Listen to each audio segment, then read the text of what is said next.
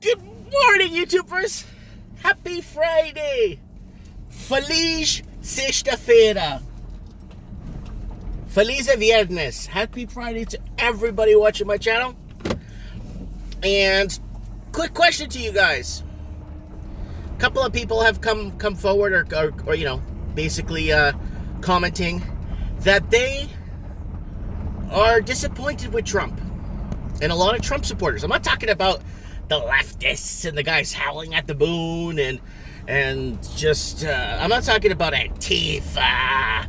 No, I'm talking about Trump supporters now coming forward. A couple of them have come forward and said that Trump, you know, has been somewhat of a disappointment and very upset, and they're very upset with some of the decisions that he's made. I think anyone that goes into the presidency is going to be, there's going to be obviously some sort of a higher level, right? Of a layer of, I wouldn't say government, but ownership, right? Or control. Now, what I want to ask you guys, you see, Trump to me, ever since he said, go to hell, TPP, that man's my hero, man.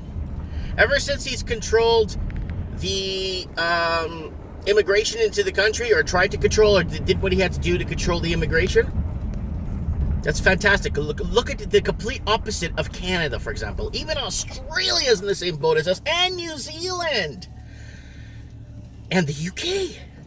But America's taking its stance and showing its way of independence from the rest of the Anglo-English American-speaking empire, and kind of taking this mode of we kind of want to do our own thing. So now, here it is. He said no to the TPP and all that transatlantic crap or whatever that was. Then, he said no to carbon tax, you could go to hell! But you know what? That is incredible, because now, in Canada, I have a lot of people commenting in the comment section on that video I did. I'll leave the video at the end of this video for you to click on. What we're paying now with the carbon tax. We're paying like $7 a gallon here, or $6.70 something a gallon. So I wanted to throw that out there. So there's a lot of things, and he wants to get out of the what's it called?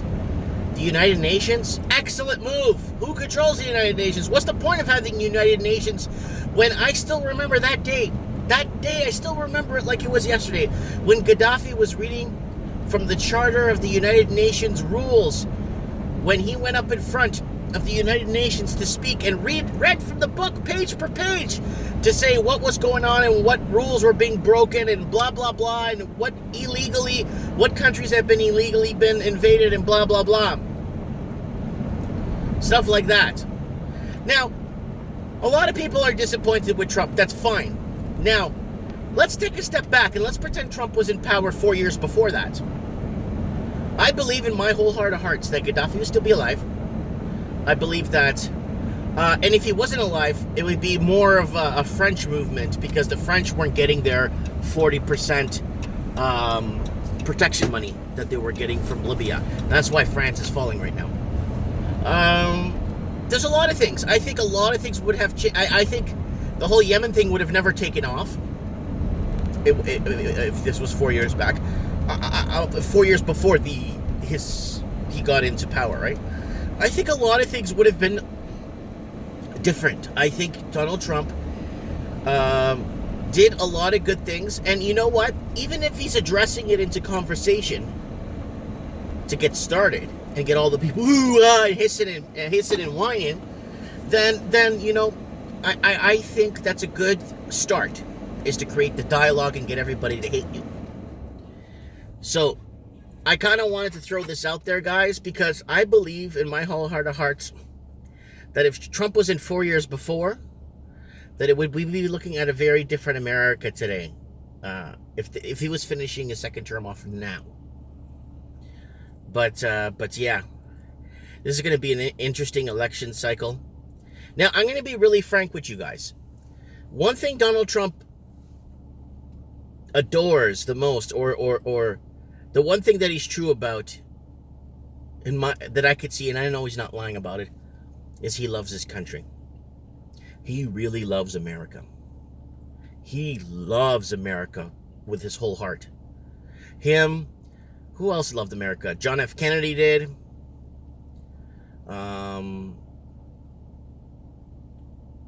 I know Andrew Jackson did, of course. He abolished the banks.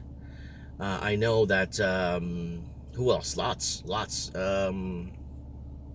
Obviously, George Washington and John Adams, Benjamin Franklin, all the big boys. Yeah. But, of the latest presidents, okay, I could see Jimmy Carter and Reagan loving very much their country. I'm just trying to think who else. That's about it. Basically went in there with non-treasonous acts, if you want to say, or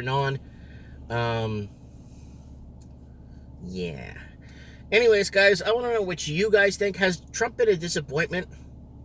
Why don't we look at it through a different perspective lens and see if he was president 4 years back? So that's the question I want to ask you guys. You guys can look forward to watching this video again, mirrored in such a way where it's basically copying mine. It's been happening a lot. I've been noticing that I come out with a video and then not even a day later, it's the same thing I'm talking about.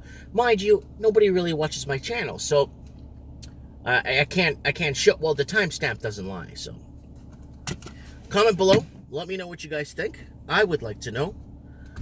Has Trump been a disappointment to you? And look at it from a different angle where he's fulfilling his election promises, and he's doing what he can to make America great again. And by the way, Ronald Reagan, I think, ran that slogan too, "Make America Great Again." Ronald Reagan. I remember really early 80s. I think I remember that. If I'm not too mistaken, I think he did say that quite a bit, actually. And if you believe in me, if you believe in liberty, vote for me. That was Ronald Reagan saying too. Comment below. Let me know.